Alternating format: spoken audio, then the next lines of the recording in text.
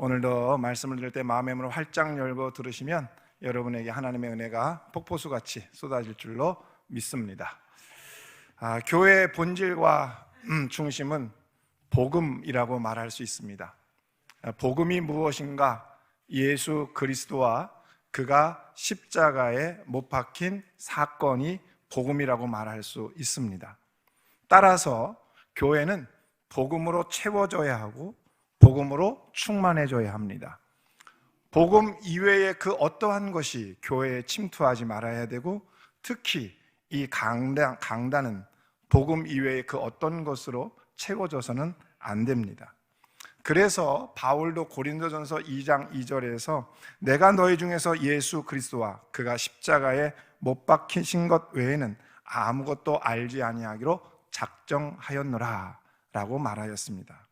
하지만 바울이 개척한 고린도 교회는 교회 안에 자기 지식과 지혜 그리고 자기 의를 자랑하기 시작하면서 고린도 교회가 서로 분쟁이 일어나고 또 분열의 위기를 맞이하고 있었던 것입니다. 또 고린도 교회에서 목회했던 사역자들을 빌미로 삼아서 서로 분열하는 그러한 현상을 보여주고 있었어요.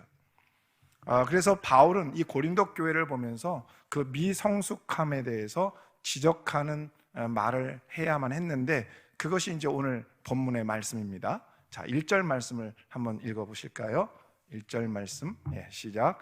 형제들아, 내가 신령한 자들을 대함과 같이 너에게 말할 수 없어서 육신에 속한 자 곧 그리스도 안에서 어린아이들을 대함과 같이 하노라. 아멘. 바울은 고린도 교회를 향해서 두 종류의 이제 성도들로 나누는 것을 보게 됩니다. 첫째는 신령한 자들, 두 번째는 육신에 속한 자들입니다. 신령한 자들이라는 것은 푸뉴마티코스라고 하는 단어를 쓰는데, 이것은 푸뉴마, 성령이거든요. 성령 안에 거하며 성령의 말씀을 따라 살며 성령에 의지하여 살아가는 성숙한 그리스도인들을 의미하고요. 육신에 속한 자들이라고 하는 것은 사르키코스라고 하는 단어를 쓰는데, 이 사람들은 성령을 따르기보다 육신을 따라 사는 사람들을 의미합니다. 그런데 이 육신에 사는 사람들을 이야기할 때 오해하지 말아야 될 것은, 육신에 속했다고 해서 성령을 모르거나 또 성령의 체험을 못했거나 또 내지는 하나님의 말씀을 못 들은 사람이라고 생각해서는 안 됩니다. 이 사람들도 교회 안에 있으며 하나님의 말씀을 들었고 성령을 압니다. 단 교회 안에 있는데 신앙생활을 하는데 이들이 하나님의 말씀을 따르거나 성령을 따르지 않고 인간의 말을 따르고 육신을 따라 살았다라는 사실입니다. 그래서 바울은 이런 오해를 막기 위해서 그 앞에 무슨 단어를 써요? 그리스도 안에서, in Christ, 이걸 쓰고 있는 거예요. 그러니까 그리스도 안에서 어린 아이들이라고 표현을 하고 있는 겁니다. 즉 교회 안에서 신앙생활은 하지만 성숙하지 못하고 자라지 못해서 늘 어린아이 같은 신앙을 보이고 있는 성도들을 말하고 있는 것입니다. 제가 오늘 말씀을 전하면서 이 첫 느낌이 뭐냐면, 말씀을 너무 잘 들으시는데 이런 생각이 듭니다. 지난주까지 이렇게 잘 안 들었는데 너무 집중하신다 하는 생각이 좀 들고, 진작 이렇게 집중하시지라는 생각도 듭니다. 말씀을 잘 들어주셔서 너무 감사합니다.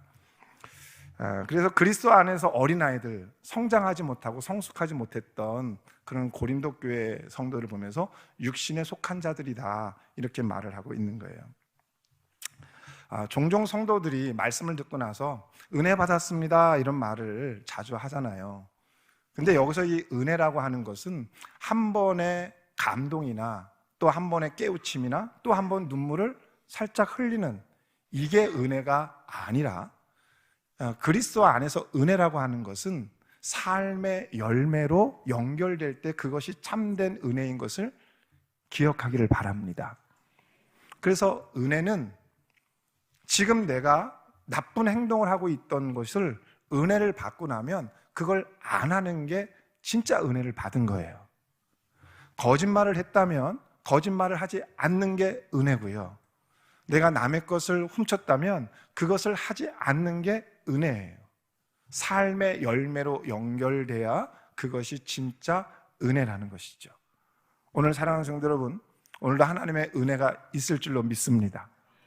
은혜를 받으시고 여러분의 삶의 열매가 자꾸 나타나는 은혜가 있었으면 좋겠습니다. 그런데 고린도 교인들은 교회 안에서 복음을 듣고 믿고 신앙생활을 하지만, 그리고 성령을 알기도 하지만 삶의 열매가 없었다는 것이죠. 그래서 바울은 고린도 교회 성도들을 양육할 때 어떻게 양육했는지를 오늘 말하고 있는데요. 2절 말씀 한번 읽어보실까요? 시작.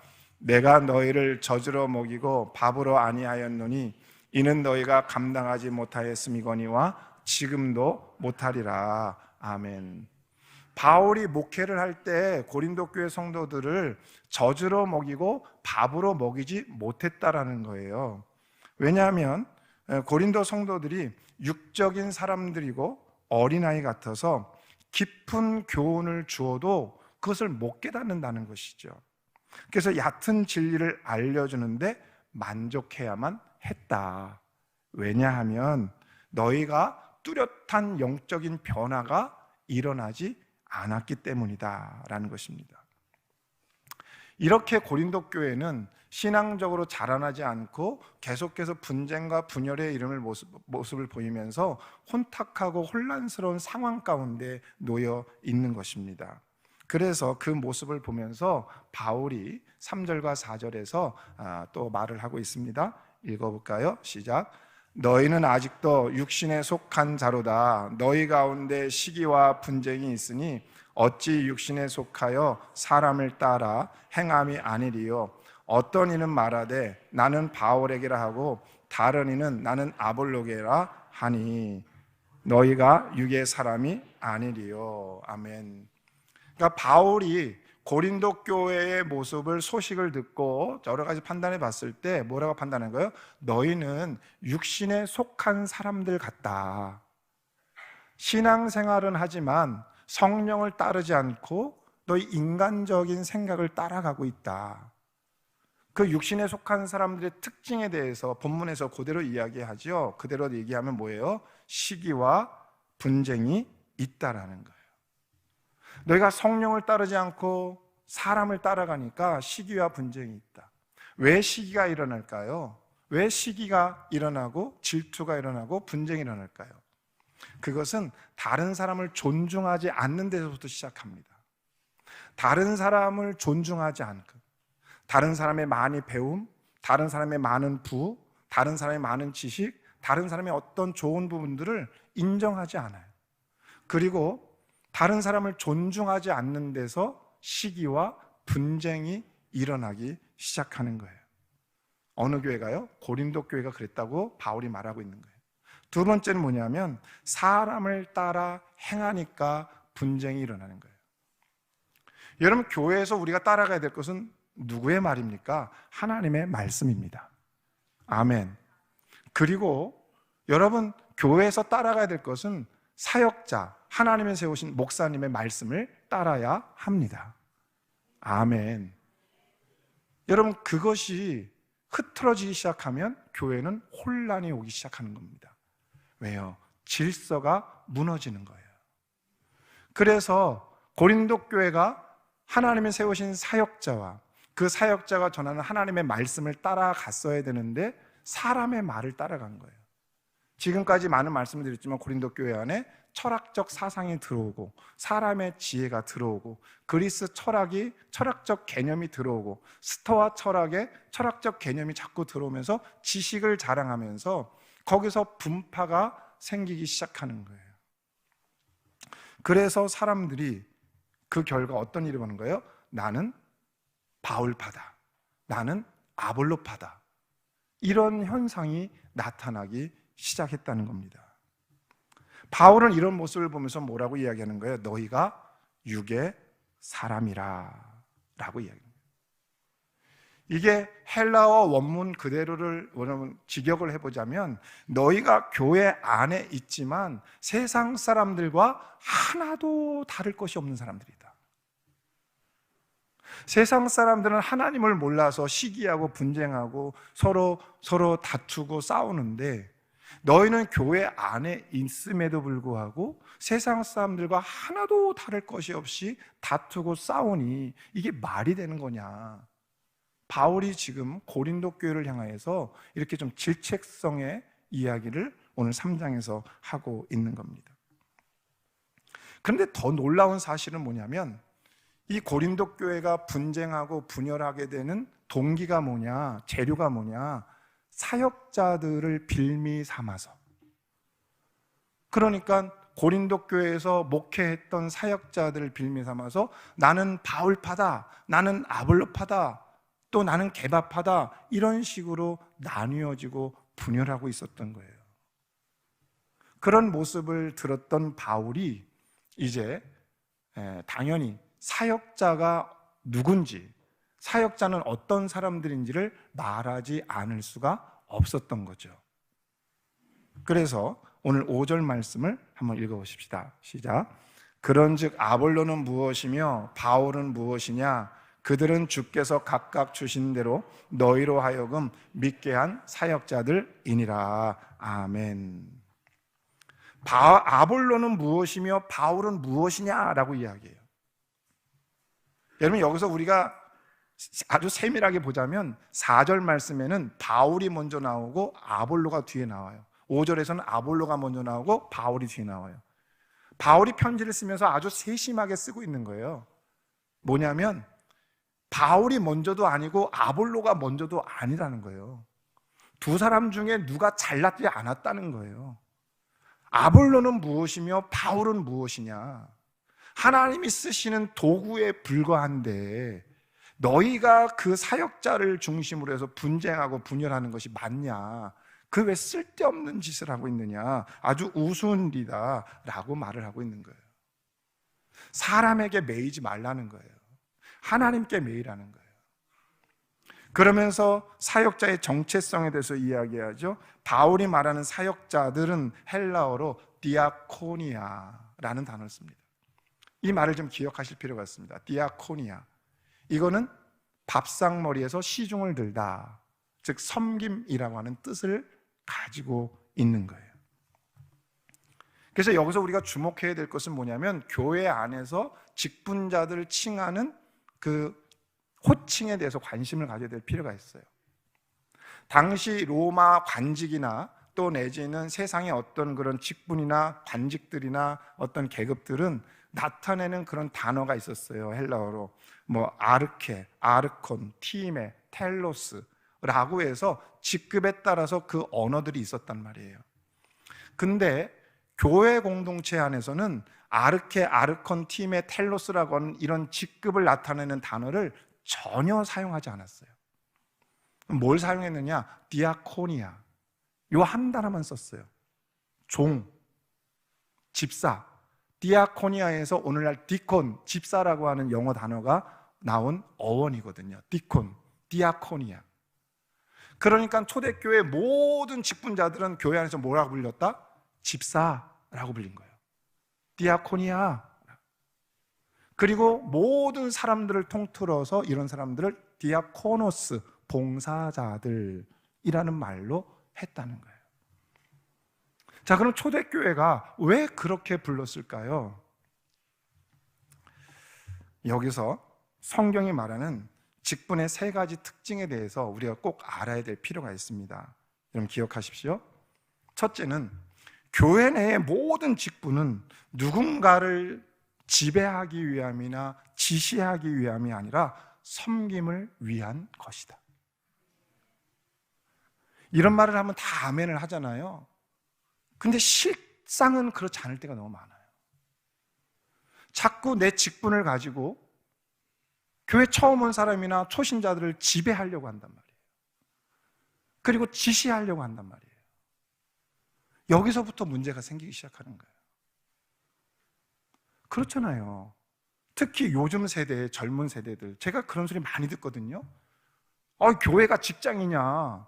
왜 나한테 명령하냐? 왜 나한테 지시하냐? 제가 이런 소리를 계속 들어요. 나 싫다 이거예요. 직장에서 내가 명령하고 지시받는 것도 싫은데 교회 와서까지 내가 명령과 지시를 받아야 되냐? 이 소리를 제가 계속 듣는 거예요. 자, 기억하십시오. 교회 안의 직분은 누군가를 지배하기 위함이 아니에요. 어떤 일을 지시하고 명령하기 위함이 아니에요. 섬김이에요. 이 교회가 그 원리가 살아있기를 주님의 축복합니다. 두 번째는 교회 내의 다양한 직분은 다양한 역할과 다양한 의무와 그 다음에 책임만 있을 뿐입니다. 직분이 가져다주는 권위는 없습니다.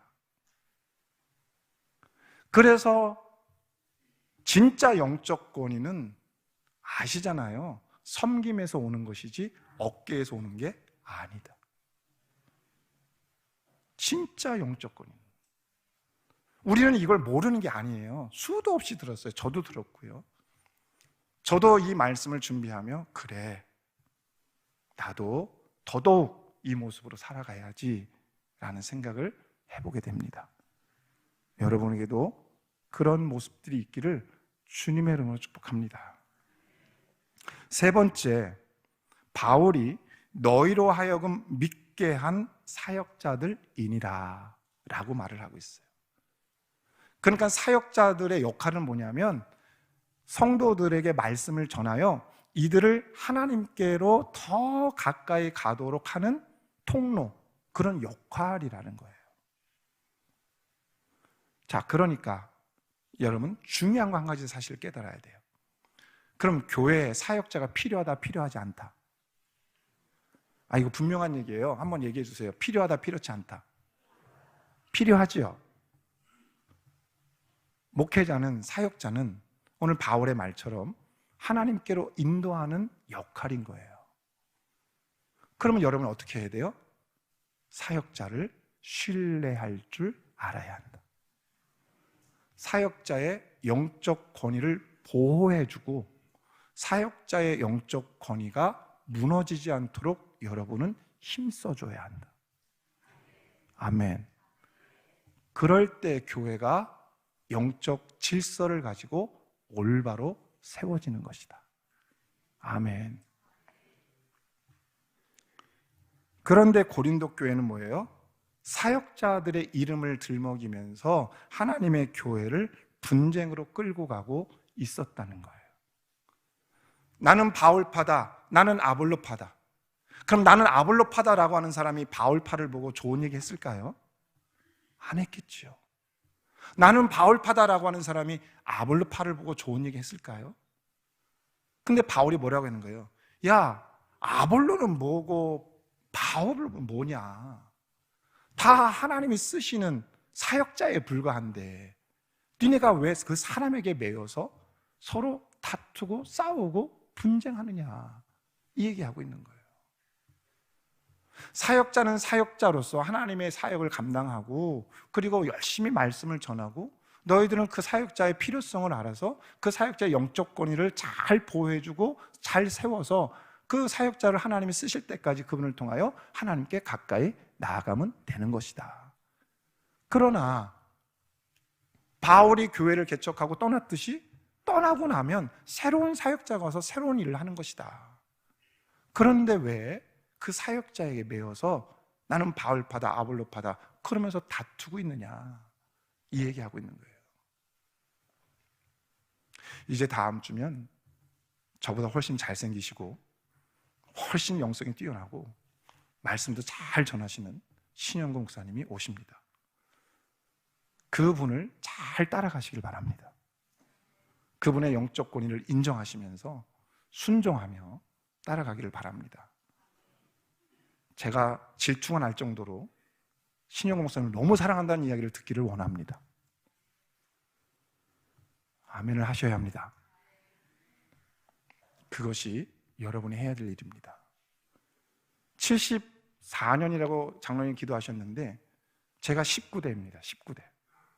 이전에 18분의 목사님들이 계셨습니다. 그분들을 통하여 하나님이 여기까지 하나님이 이 교회를 교회되게 하는 일에 쓰임 받으신 거예요. 저도 이 앞으로 주님 오실 때까지의 역사 가운데 하나의 점에 불과하게 점 찍고 지나가는 존재입니다. 사람에게 매일 것이 아니라 하나님께 매여 하나님 앞에 쓰임 받는 이 교회와 성도들 되기를 주님의 축복을 드립니다. 그러니까 사역자를 빌미 삼아 분쟁하는 것은 옳지 않다. 그래서 바울이 이 사실을 좀 더 증거하기 위해서 바울과 아볼로를 예를 들어서 설명을 하고 있는 겁니다. 6절과 7절 말씀 한번 읽어볼까요? 시작. 나는 심었고 아볼로는 물을 주었으되 오직 하나님께서 자라나게 하셨나니 그런즉 심는 이나 물 주는 이는 아무것도 아니로되 오직 자라게 하시는 이는 하나님뿐이니라. 아멘. 바울은 이 사역의 다양성을 증거하기 위해서 정원사의 비유를 하고 있는 거예요. 그래서 나는 심었고 아볼로는 물을 주었을 때 오직 자라나게 하시는 분은 하나님이시다. 아멘. 여러분 꼭 기억하길 바랍니다. 이번 한 주간 이 말씀을 묵상하시면서 여러분 외우셔도 좋을 것 같아요. 여담인데요, 제가 오늘 이 말씀을 준비해 놓고 설교 제목을 정했는데 설교 제목을 사실은 다르게 하고 싶었어요. 뭐냐면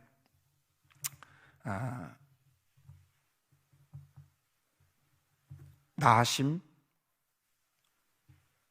암을 오자하. 괜찮은가요? 나심 암을 오자하. 나는 심었고 아볼로는 물을 주었고 오직 자라나게 하신 분은 하나님이시다. 이 설교 제목을 이렇게 한번 적어볼까 하다가 마지막에 그러지 말자 생각하고 그냥 앞부분만 이렇게 풀어서 했습니다. 근데 설교 제목을 좀 그렇게 해볼까 하는 생각도 해봤습니다. 나심 암을 오자하. 괜찮습니까? 네, 일주일 동안 한번 이거 묵상해 보세요. 심다라고 하는 것은 뭐냐면 휘투에인인데 새로운 시작을 의미해요. 그러니까 나는 심었다는 거예요. 교회를 말씀을 전하여 개척했다. 그 다음에 물을 주었다라는 것은 계속해서 발전한다, 자라난다, 그러니까 식물을 키운다, 이런 얘기예요. 그러니까 풀어서 이야기하면 그거예요. 나는 고린도에 와가지고 전혀 교회가 없는 도시에 와서 나는 처음 복음을 전해서 교회를 개척한 사람이다. 그리고 나는 개척 선교사의 꿈이 있기 때문에 나는 떠났고 그 이후에 아볼로가 와서 그는 물을 주어서 말씀을 잘 가르쳐서 너희들을 잘 자라나게 했다. 이것은 바울이 대단하고 아볼로가 대단한 게 아니라 하나님이 그때 적당한 때에 하나님이 그런 은사가 있는 목회자들을 보내어서 이 고린도 교회를 자라나게 하고 우리 고린도 교회가 올바로 세워지게 한 것이다.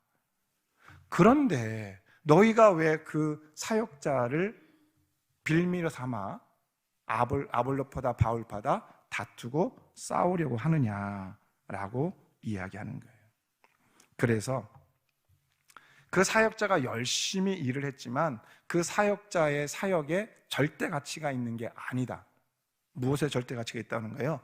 오직 자라나게 하시는 분은 하나님이시다. 오자하. 그렇게 얘기하는 거잖아요. 그래서 심는 이나 물 주는 이는 아무것도 아니다. 오직 하나님께만 있는 것이다 라는 겁니다. 바울은 고린도 교회가 사람에게 매일 것이 아니라 하나님께 매일하고 말을 하고 있는 것입니다. 오늘 이 오곡교회가 물론 저에게 매일 분은 없겠으나 하나님께 매이는 교회가 되기를 주님으로 축복합니다. 네. 언젠가는 또 다른 사역자가 오고 또 다른 사역자가 오고 다음 세대 주님 오실 때까지 계속해서 하나님이 적당한 때에 아주 적당한 사람, 이 교회에 꼭 필요한 사역자를 보내셔서 이 교회를 새롭게 하실 거라고 분명히 믿습니다. 오곡교회가 여기까지 올 수 있었던 것은 하나님이 순간순간마다 부르셔서 적절하게 사용하셨던 사역자들이 있었습니다. 또 그들에게 주신 은사대로 사용하셔서 성도들을 신앙에 이르게 하셨음을 믿습니다. 그 가운데 제가 오곡교회 19대 담임 목사로 부임하게 된 것도 하나님의 부르심과 인도하심이었음을 고백합니다. 제가 아는 한도 내에서 말씀을 드리자면 17대 송인정 목사님은 부천 오곡동에 있던 이 교회가 이쪽 방화동으로 나올 수밖에 없을 때 그 어렵고 힘든 시기를 개척자의 마음으로 오곡교회를 방화동에 세우신 정말 하나님의 위대한 디아코노스이셨습니다. 18대 이지성 목사님은 친절함과 세밀한 감성으로 교회와 성도들을 어루만지시면서 이 교회를 잘 세워가셨던 디아코노스이셨습니다. 이렇게 훌륭하신 선배 목사님들 뒤를 이어서 제가 19대 담임 목사로 부임하게 되었습니다. 그때 어떤 장로님이 이런 말씀을 하셨는데 어렴풋하게 이런 기억이 납니다. 송인정 목사님과 이지성 목사님의 반반이십니다. 그 이후로 13년 4개월 동안 담임 목사로 살았습니다.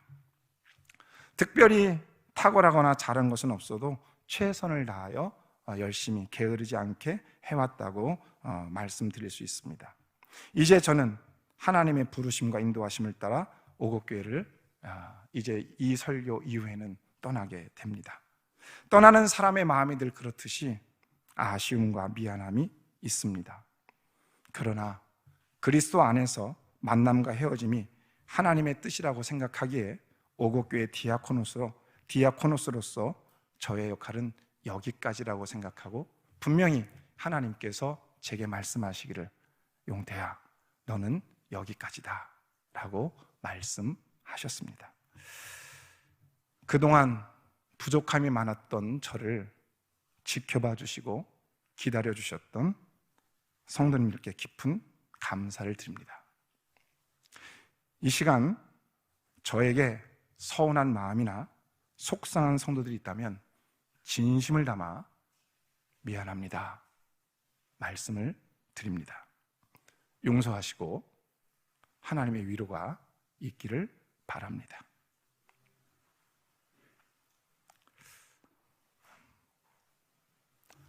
떠나는 저를 향한 원망이나 속상함이 있다면 떨쳐버릴 수 있다면 좋겠습니다. 혹 저에 대한 좋은 기억이 많이 계신 분들도 오늘 이후는 잊어주셨으면 좋겠습니다. 그리고 오늘 이후에는 제 이름도 잊어주시면 감사하겠습니다. 이제 저의 부족한 부분을 채우기 위하여 바울과 같고 아볼로 같은 사역자를 보내셔서 그 사역자를 통하여 여러분을 하나님께로 인도해 가실 것입니다.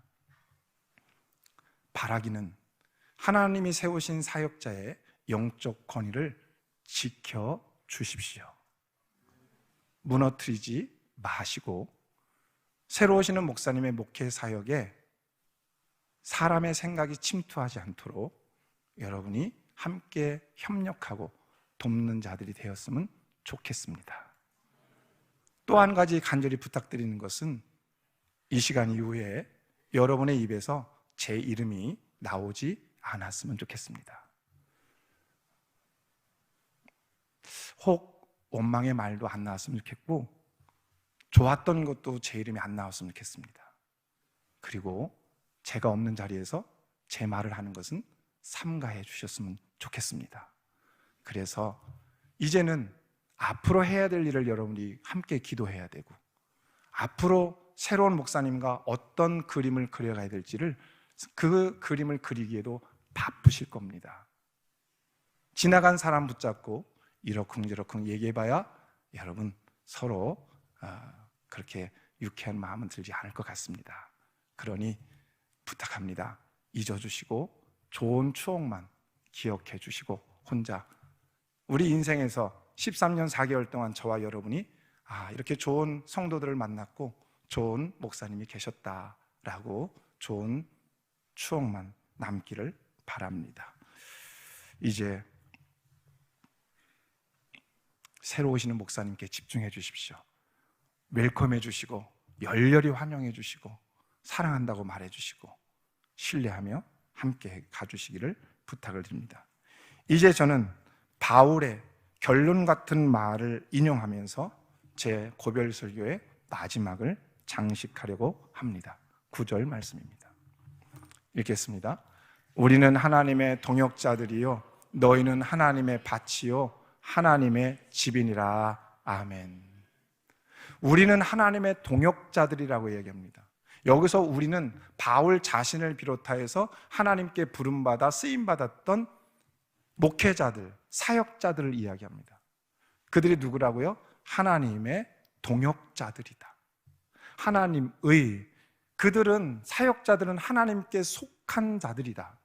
이 얘기는 뭐냐면 인간이 어떻게 할 수 있는 존재가 아니다. 그리고 그 사역자들은 하나님의 동역자다. 그러니 인간이 이렇다 저렇다 말할 수 있는 존재들이 아니라는 거예요. 바울파다, 아볼로파다 이런 식의 말을 할 수 있는 게 아니고, 나는 이분이 옳다 저분이 옳다 말할 수 있는 게 아니라 하나님이 세우신 사역자다. 그 하나님의 세우신 사역자를 인간이 이렇다 저렇다 평가하고 판단할 수 있는 것이 아니다. 바울은 그 얘기를 하고 있는 거예요. 오늘 여러분, 주님의로 부탁하는 것은 하나님의 사역자를 여러분이 이렇다 저렇다 판단하는 우를 범하지 않기를 바랍니다. 벌써 들리는 이야기가, 오시는 목사님의 설교를 인터넷을 들어봤더니 이렇다 저렇다 소리가 제 귀에 많이 들려옵니다. 옳지 않습니다. 어떻게 설교 한 편을 듣고 그분을 판단합니까? 그분의 많은 하나님이 주신 기름 부으심이 있을 것이고, 그분의 하나님께서 그분을 통해서 일하실 것들이 있을 것인데, 여러분 판단하지 말고 이렇다 저렇다 미리 여러분 평가하지 마시고, 말씀을, 하나님의 동역자입니다. 하나님의 동역자를 믿음으로 잘 환영하시면서 이 교회를 잘 세워가기를 주님의 축복을 드리고, 너희는 하나님의 밭이요 하나님의 집이다. 하나님의 밭이라는 건 뭐예요? 계속 소산물을 내야 된다는 거예요. 그러니까 계속 생산해내고 부흥하고 성장하고 성숙해가라. 하나님의 집은 뭐라고요? 하나님이 올바로 세워가는 것이 성도다. 자, 그래서 오늘 이 9절 말씀은 뭐예요?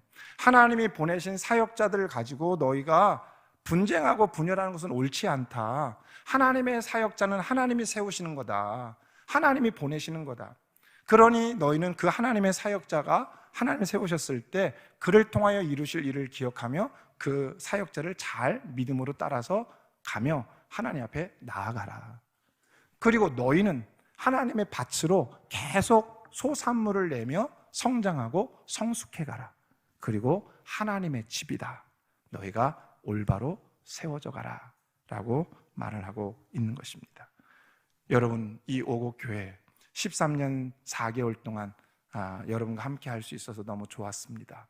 그리고 생각해 보니까 어젯밤 잠들기 전에 1시간 동안 13년 4개월 동안을 이렇게 리마인드 해봤습니다. 참 좋았던 것이 많았던 것 같습니다. 바자회도 즐거웠고, 말레이시아를 갔던 것도 기뻤고, 제주도 걷기 여행했을 때도 너무 좋았고, 전교인 수련했던 것도 좋았고, 단기 선교 갔던 것도 좋았고, 장년들과 함께 단기 선교, 몽골 선교, 말레이시아 선교 갔던 것도 너무 행복했고, 그리고 우리가 힘들고 어려운 성도들을 위해서 도왔던 것도 좋았고, 체육대회 했던 것도 기뻤고, 여러분 저는 좋은 기억만 가지고 가겠습니다. 여러분들도 좋은 기억을 가져주시기를 부탁을 드리고, 이제 오늘 이후로 여러분과 숨쉬는 공간이 달라지지만 마음속 사랑은 변함이 없을 것입니다. 그동안 행복했습니다.